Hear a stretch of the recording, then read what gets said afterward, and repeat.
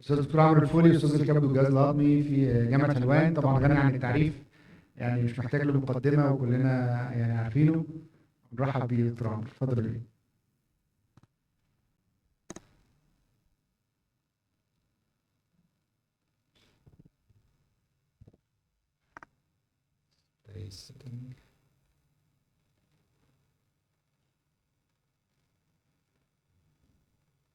Okay.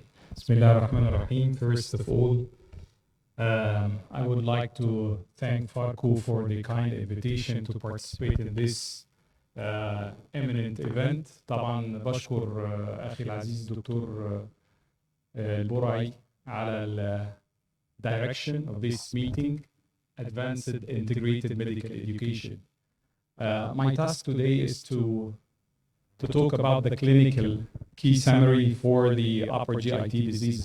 Of course, there are a lot of points we have to run over very quickly, so I will focus on some points.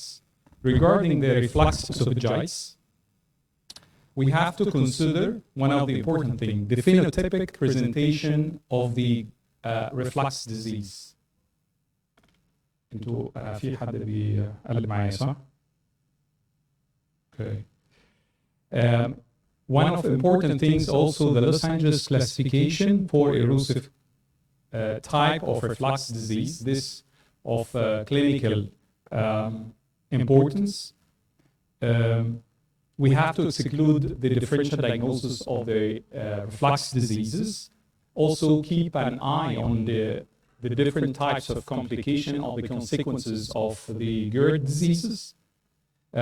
What is the protocol of management according to your initial evaluation? All these things are very important. The phenotypic classification of the GERD disease, we might have erosive reflux esophagitis, and this represents minority of several meta-analysis and clinical trial, but the majority are the NERD, which are the non-erosive reflux disease, which means you go with the endoscope and I don't see any erosive lesions, mucosal breaks, but the patient has an evidence of gastroesophageal reflux.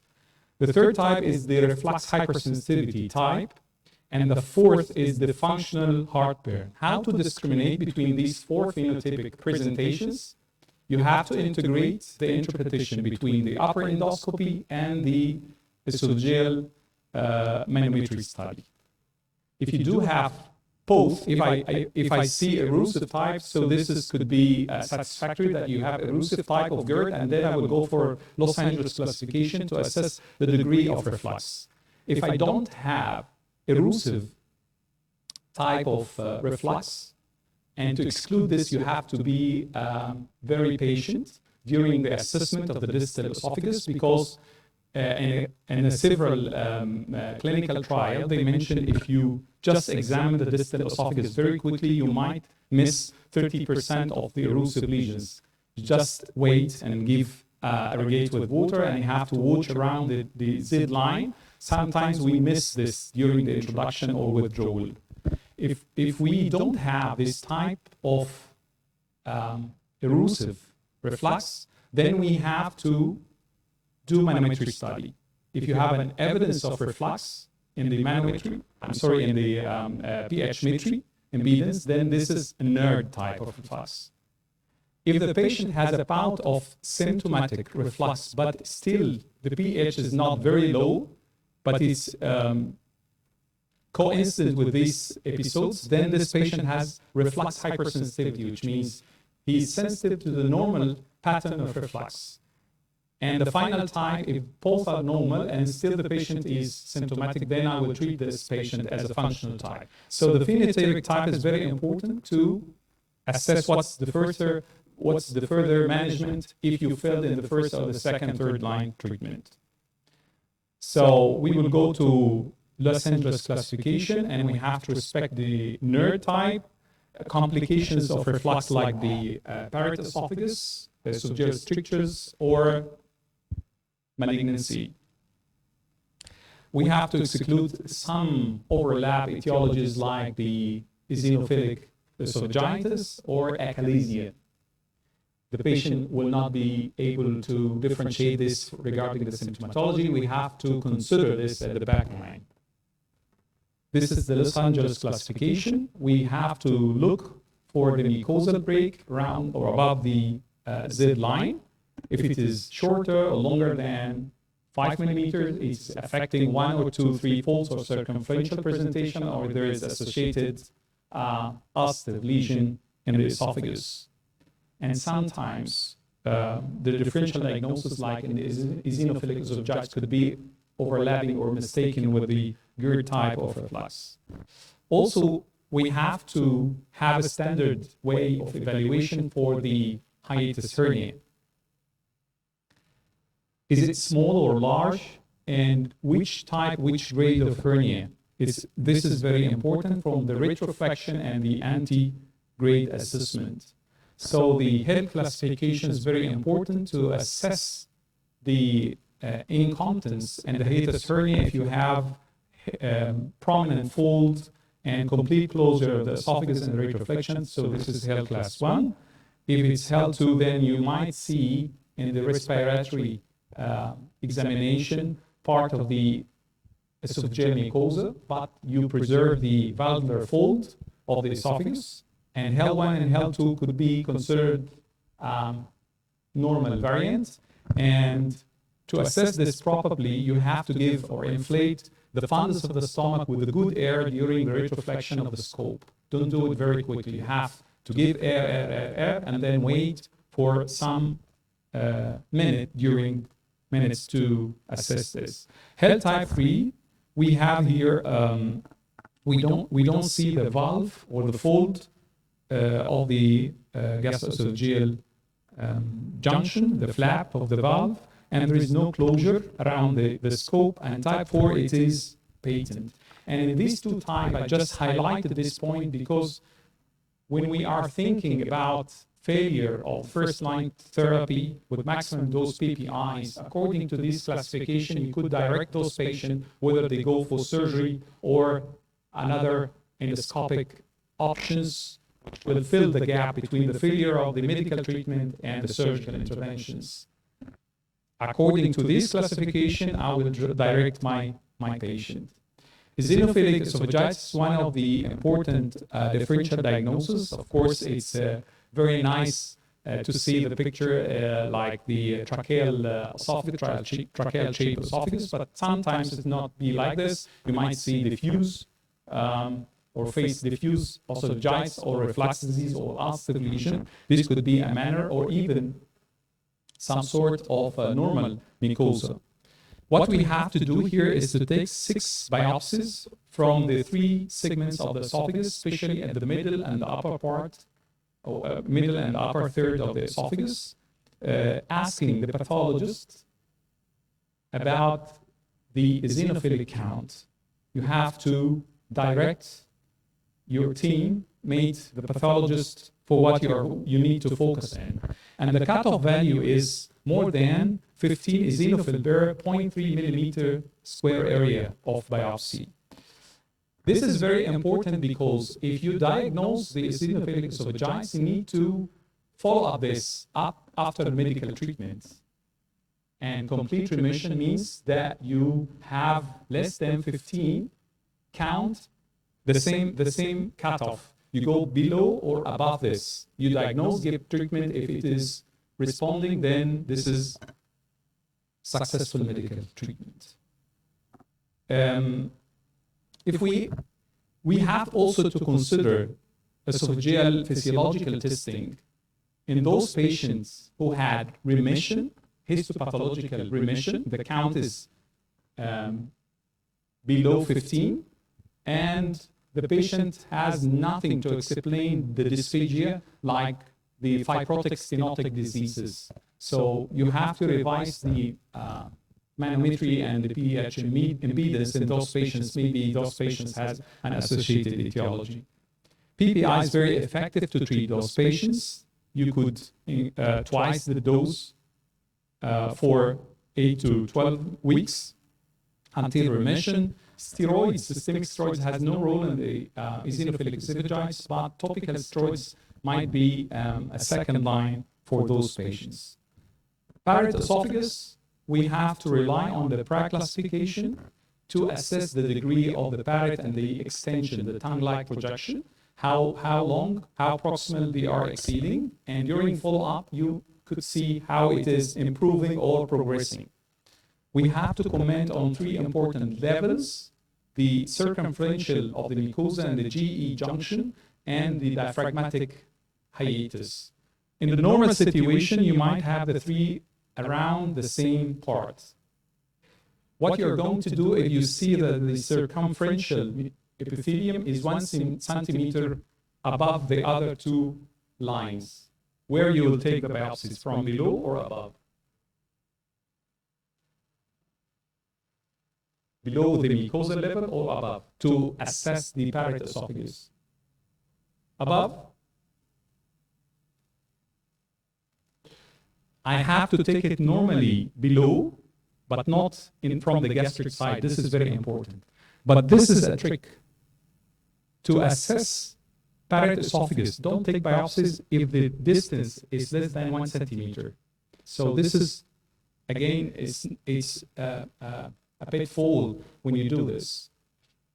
You have to take it below the Z line, but not from the gastric side, in the only instant that the distance between these 2 lines is more than 1 centimeter.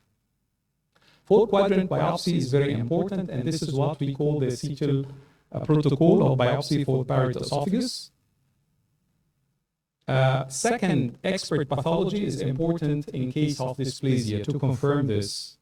If GERD associated with Los Angeles classification of grade B, C, D, you have to keep those patients on PPI to discriminate between the inflammatory and the dysplastic lesion. The pathologists need to discriminate between those under complete good anti-secretory medications. In case of low and high-grade dysplasia, endoscopic resection is indicated if there is no comorbidities. Follow-up after 12 months is indicated after that. Chemoprevention, there is no role for the aspirin, just the PPI. If those patients are treated, then we have to keep them on PPI to avoid recurrence of this after curative treatment of the dysplasia. We have 2 endoscopic options to treat the parrot esophagus, whether resection or radiofrequency ablation. Radiofrequency ablation is indicated in flat lesions, not in nodular or raised lesions. If you have flat, then if you have this option in your department, you might go for this. If you don't have it, or in case if you have elevated nodules in the parrot esophagus, then endoscopic resection is indicated. And this is the Prague classification, including the C and M letters are very important to measure the distance and to follow up this. These are indicated for patients to screen them with chronic GERD of more than 5 years, age more than 50, male, smoker, obese, in the Caucasian race. This just to show you where is in those patients who had parrots, they might have coincidence with hiatus hernia. So if we look here at this blue line, this represents the level of the cardia or the GE junction, and the epithelial migration of the parrot is going upward or proximal. Below this blue line, you will see here at the upper part the mucosal fold. So this is a gastric site. You take the biopsy if you need to diagnose this between above the blue line and below the Z line. So these are the parrot side we have to take the biopsies from. These are the workup for the surveillance 4-quadrant biopsies for the parrot esophagus.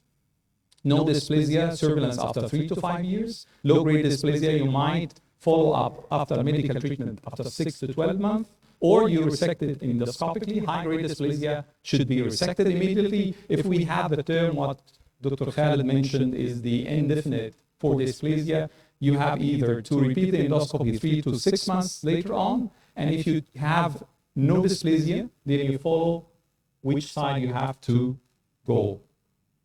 Cetal protocol biopsy still has pitfalls, so we have to use the narrowband image to focus on the sites you need to take the biopsies instead to take it randomly. This will increase your interpretation or exclusion of parrot esophagus is very important. Regarding the cancer esophagus, you need to do CT chest and abdomen to assess distal metastasis, and if it's negative, then go for EUS for local staging, especially for lymph node activity. I have to mention here what's called the C-word classification. We call it for the gastroesophageal junction tumors, and this to assess whether it's from the esophageal or just from the junction or below it. And according to this, the surgeon need to know this piece of information. Regarding the gastritis, chronic atrophic gastritis is suspected with the highlight endoscopy. If you have H. pylori associated, you have to eradicate the H. pylori. Systematic endoscopy with image enhancement might have a role in this. Grading of atrophy in the spinal metaplasia is very important. We might have the green side is the low-risk patient for malignancy or extensive chronic atrophic gastritis at the corpus with high risk. The difference between them, it depends if it's low or high risk. The low-risk patients, they need no surveillance. The high-risk patients, which means that they have a family history of gastric cancers or H. pylori associated, you have to treat the H. pylori and to survey those patients with endoscopy every 3 years. The Sydney protocol biopsy, they have 5 important sites. You have to take 2 biopsies from first and second site from the antrum, 3rd biopsy from the incisura, and the 4th and 5th from the lesser and the greater curvatures. And then send this for histopathological assessment. The endoscopic aspect at the right side for the atrophic gastritis should fulfill 4 important features. First is the pallor of the pale mucosa, loss of gastric folds, prominent vasculature. You could see at the retroflexion that you could see the vessels of the fundus, and this is a sign of gastric atrophy, or atrophic border between the folds. So these are endoscopic features of chronic atrophic gastritis. And according to the histopathological assessment, we will go for our protocol of follow-up. Of course, the virtual chromoendoscopy will help you to take the biopsies. If you have low or high-grade dysplasia, then you have to resect this endoscopic according to the size. Less than 1 centimeter EMR. If more than 1 centimeter, then ESD is indicated. Finally, the gastric polyps. The most common is the fundus gland polyps. These are indicated for biopsy, yes or no? What's your opinion? No? This is a benign condition, should not be biopsied, but if you have a young male and you might have associated with duodenal polyps and you have to exclude associated FAP disease. So initial assessment with biopsy is very important to exclude adenomatous or other etiology in between. But if it is normal, then there is no indication to do follow-up for those polyps. Hyperplastic, they are not very important unless you have a large symptomatic polyp, hyperplastic with bleeding, anemia, or symptoms of like obstruction. They are indicated to be resected, or in case of H. pylori associated. Adenoma should be resected, and these are the difference between them. You have to know whether it's fundus gland, hyperplasia, a fundus gland polyp, hyperplastic polyp, or adenomatous, and for which you have to go according to the aspect. And thank you.